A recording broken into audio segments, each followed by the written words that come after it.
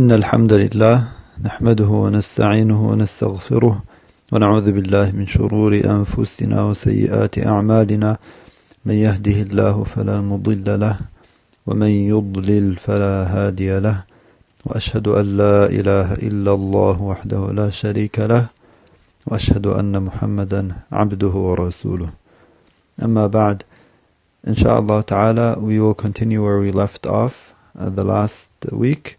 And today we'll start off by discussing al-ijtihad, or the issue of using discretion in passing judgments when it relates to the sharia, or exercising the best judgment.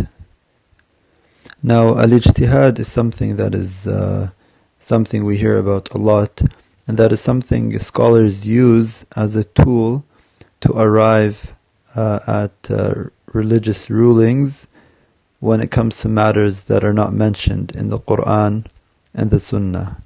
There are many things, for example, nowadays that weren't present at the time of the Prophet ﷺ, and we come to the conclusion of whether we're allowed to do or use the specific matter in question by using al-ijtihad.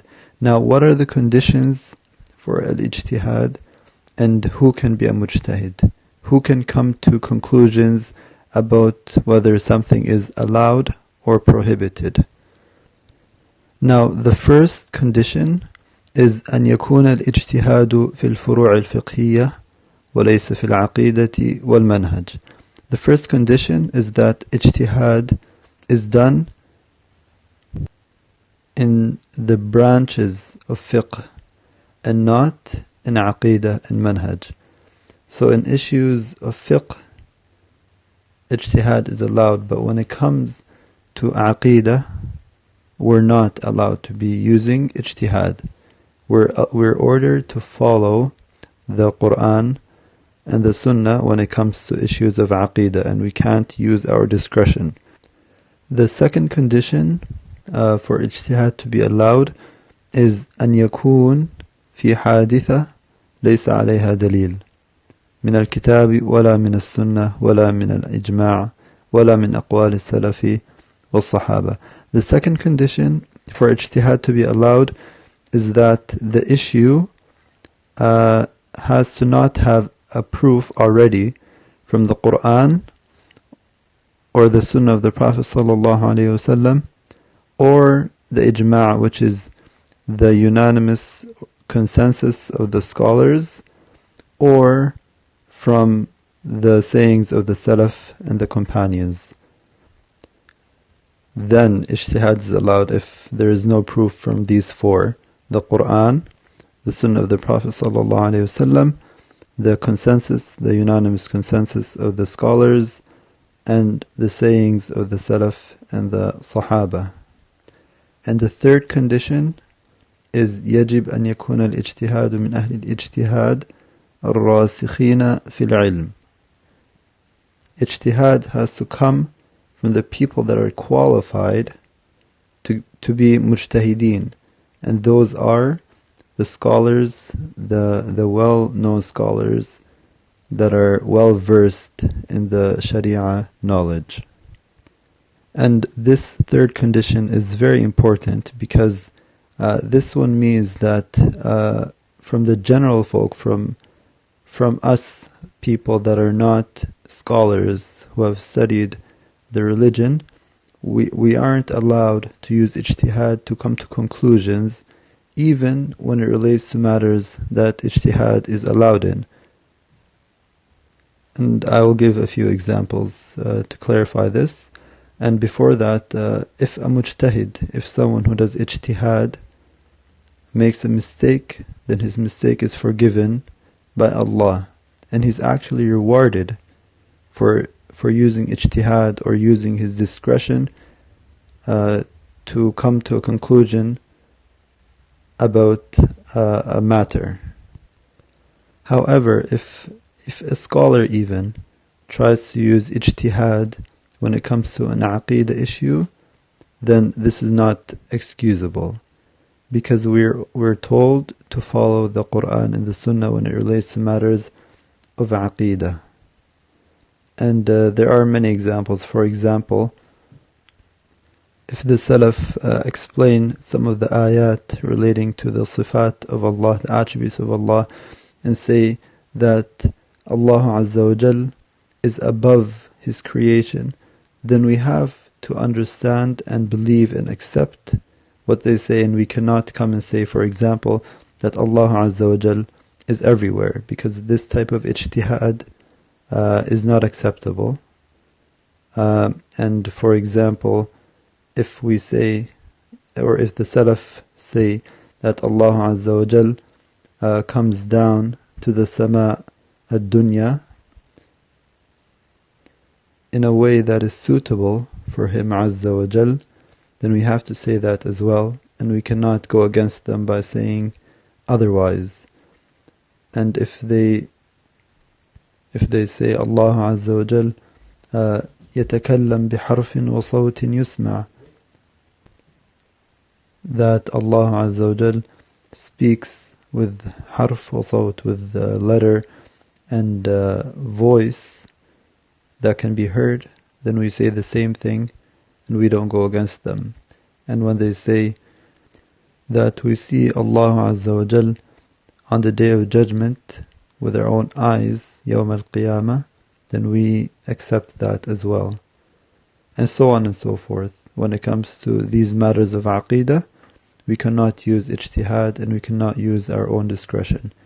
All we have to do is follow the way of the Sahaba, and we accept their understanding, even if it goes against our intellect. And this is an important point I want to bring up, because our brains, our intellect, their jobs are not to judge the Sharia, not to judge the Quran and the Sunnah. The job of our intellect is to understand the Sharia and not to judge it. If there is any contradiction whatsoever between our intellect and the Sharia, then the Sharia is put ahead, because we know that the shortcoming is from our intellect. And this is a very useful tool to use when it comes to ash-shubuhat, for example. The issues that are brought forth that can be confusing and that are not understood, for example. When we run across something like this, it's important to seek the answers for whatever the issue is with the people of knowledge and the Quran and the Sunnah, right? And we cannot use our brains, we cannot use our intellect to pass judgments about these issues. And this is because we have something we all know, and that is that the Sharia, the religion of Allah, is perfect and does not have mistakes in it.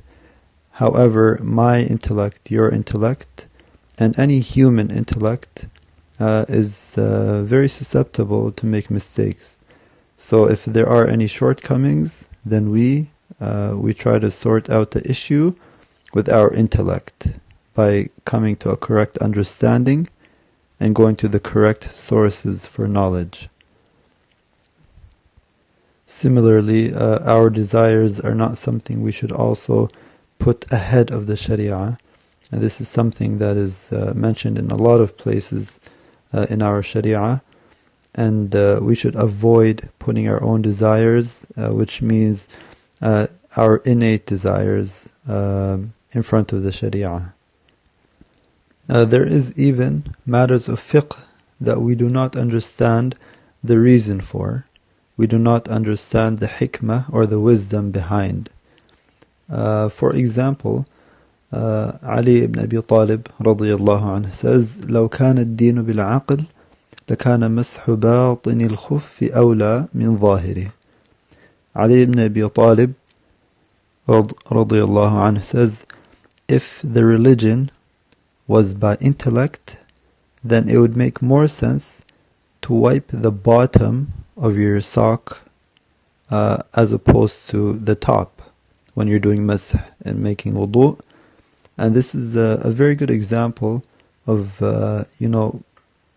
using our intellects to only understand and not to pass judgments on the Sharia.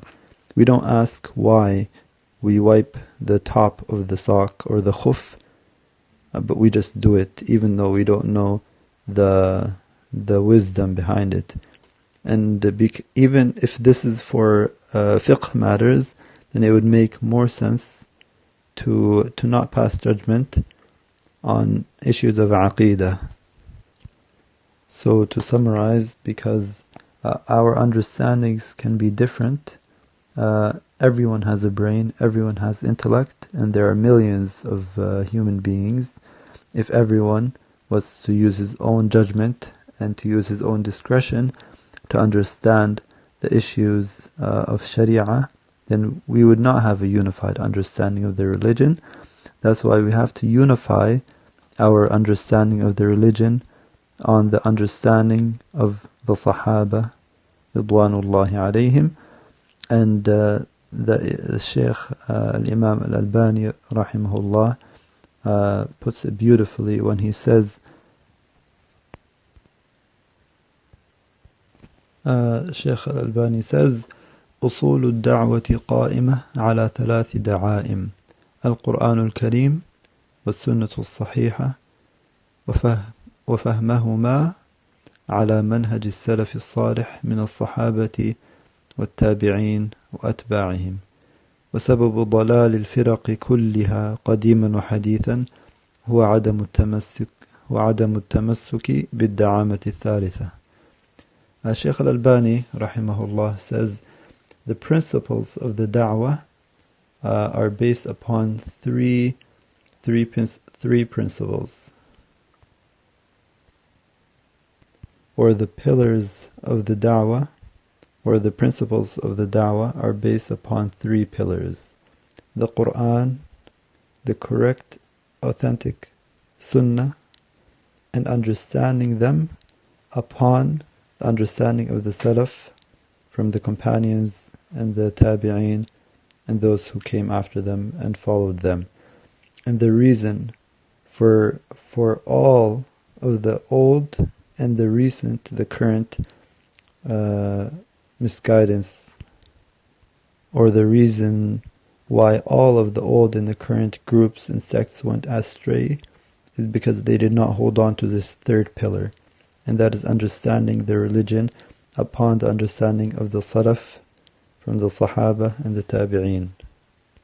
So from this we understand that it's very important to hold on to the understanding, and I am reiterating this and repeating this a lot, holding on to the manhaj of the Sahaba and understanding the Aqeedah, because that is what this whole booklet is going to be based upon.